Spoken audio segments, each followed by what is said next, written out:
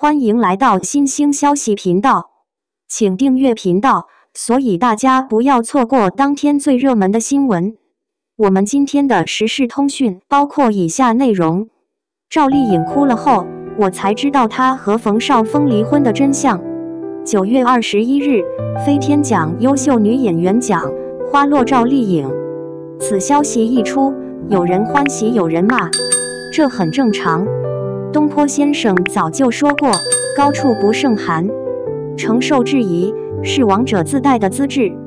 如果說內娛有哪個女明星對普通女孩的成長最有借鑑意義，趙麗穎當仁不讓。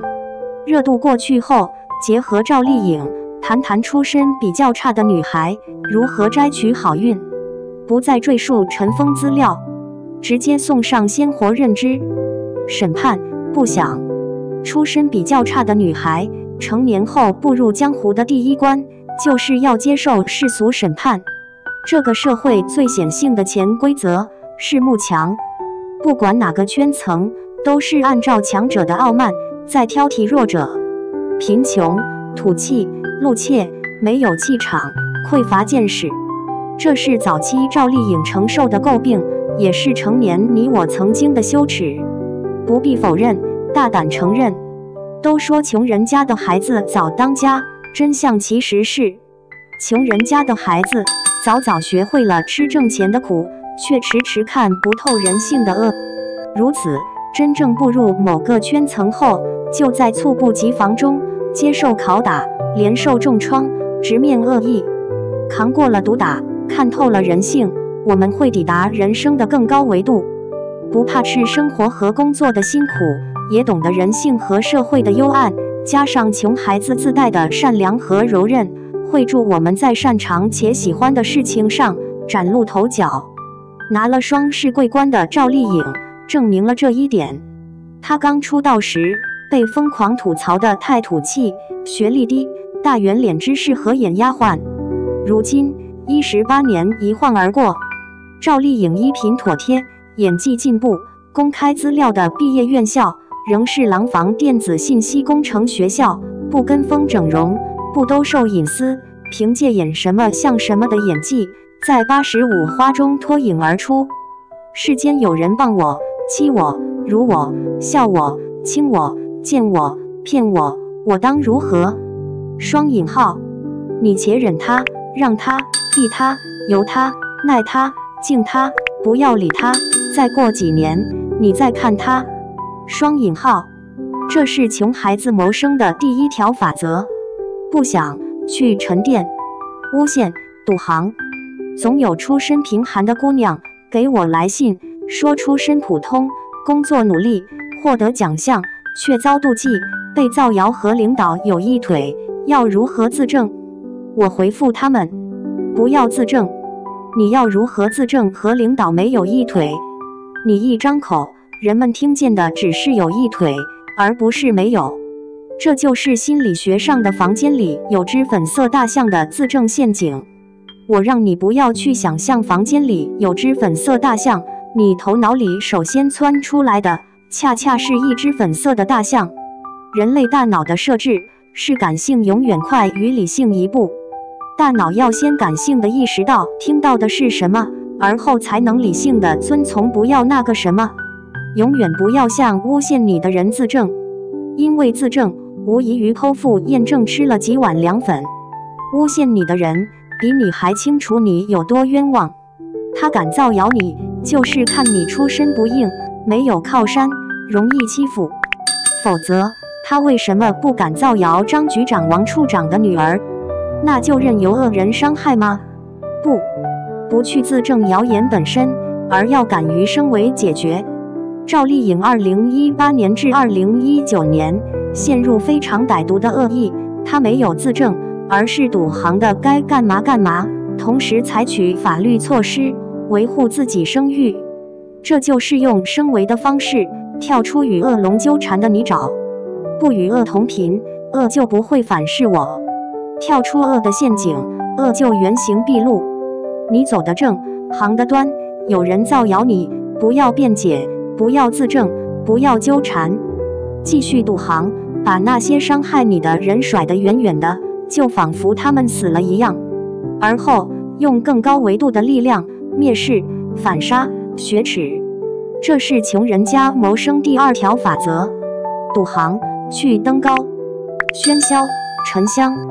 沒有後台和人脈的窮孩子，就是要多幹活，不問公不公平，也不管合不合理，凡是交給我的工作，發給我的機會，我都幹，而且幹到極致，幹到無人企及，幹到風生水起。這不是笨，這是蟄伏，是在不斷做事中積累資本。我當年做記者時，對又累又難的採訪從不拒絕，領導交給我，我全盤接收，而後砥礪達成。我深知，像我這樣出身貧寒的普通女子，必須依靠技能活命。越是艱難辛苦的工作，越藏着增長技藝的機遇。趙麗穎大紫大紅之前，不管好的壞的本子，都懷着敬畏之心去飾演，演得多了，大家就記住她了。她在與更優質前輩的切磋中，得到更多資源和庇護，甚至成為資方本身。如今，她越來越謹慎挑選角色，愛惜羽毛，那是她有了底氣和資格。很多人說，選擇大於努力，這讓很多出身不硬的人得到安慰劑。我不能，是我沒有選擇。雙引號，我對這句話一直持有異議。這句話本身只是有50%的合理性，但對窮孩子來說，你只有努力了，才有資格選擇。選擇不是一個決定，而是一種能力，需要見識和能量加持的能力。你根本就沒有孤注一擲的努力過，你拿什麼去選擇？窮孩子最好走的路，是把擅長且喜歡的技藝磨礪成誰都搞不垮的後台。這是一條在精湛技藝中修行自我的路，很難，會吃很多苦，但巔峰和榮耀，取經和得道，哪一樣是容易的？除非你生來就是住在羅馬的人。窮孩子想要去遠方，就要心有沉香。越是混亂喧囂的時代，越如此。這是窮孩子謀生的第3條法則：砥礪，懷沉香，情愛。期待。我是在趙麗穎這次獲獎後，才懂得她當初為何和馮紹峰離婚。準確地說，是獲獎後的趙麗穎拿着飛天獎杯，流淚說出曲半夏那句“我從不期待，因為事與願違”的台詞後，我頓悟了她和馮紹峰離婚的真相。有尖銳的矛盾，有積攢的暗傷，更有破除情執之後的情愛免疫。趙麗穎出道前後，極少為情愛分神，也從不靠男人加分，甚至她極少在公眾場合提及私人事體。對趙麗穎式的女子來說，情愛只是橋樑，從來不是歸宿。男人、情愛、婚姻、生育，只是他們試煉強壯自我的路徑，而非他們捨命攥緊的砝碼。他們更在乎的是自我的感受和重量。他們對外在的人事物，包括議論和評價，都不期待，不期待從男人、愛情、婚姻那裡得到救贖，也不期待從外人、他是、時代那裡得到褒獎。不期待，不是心死，而是完全沒有了執念，是一種的知我性，不得我命的從容。緣何如此？是窮女孩一路跋山涉水的走來，積攢過太多事與願違的失望，故而放下了命運獨愛的妄想。趙麗穎式的女子，唯一期待的是能掌控也能得到的自己。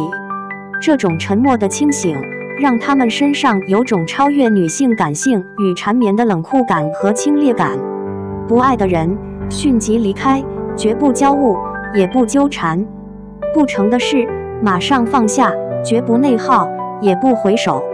他們有更重要的事要做，比如建設自己，奔赴事業，安頓身心。我就是這樣的人，故我理解趙麗穎式的女子緣何會像男性那樣對情愛懷有冷冷的絕情。情愛從來都不是他們人生版圖上濃墨重彩的一張，若成華章，也會感恩；若成雞肋，果斷捨棄，這談不上好。但這是趙麗穎式的女子識人性、破情執的成長後獲得的清涼和自由。這也是窮孩子謀生的第4個法則：破執，去城市，榮耀，享用。我對趙麗穎最深的印象是她接受採訪時說過這樣一句話：如果我得意，我也不排斥，我要認同就是得意了，我就是很風光。雙引號。這句話對我的震撼不亞於第一次讀到馬克思的《資本論》。窮孩子最大的問題並不是安全感匱乏，而是不配得到感。尤其是一路向上的窮孩子慢慢變得強大富有後，就像全紅嬋超越陳芋汐拿到了奧運金牌，他的第一反應是我拿了是不是不對，而不是我這麼努力，我終於如願，我太棒了，我努力了，我得到了，我很光榮，我很得意，我很風光。雙引號。這種對自己勞動果實發自內心的配得感，是迷人的自我認可，也是窮孩子心靈版圖上需要完成的最後一塊拼圖。多少出身普通的窮孩子，窮其一生都在尋找我能、我配、我可以、我值得擁有這世上最好的一切的自我認可。趙麗穎做到了，這也是窮孩子謀生的第5個法則：得到，享喜樂。恰如趙麗穎飾演的許半夏所展露的那樣，我是一個女子，但我向來不弱，我要讓榮耀向我俯首。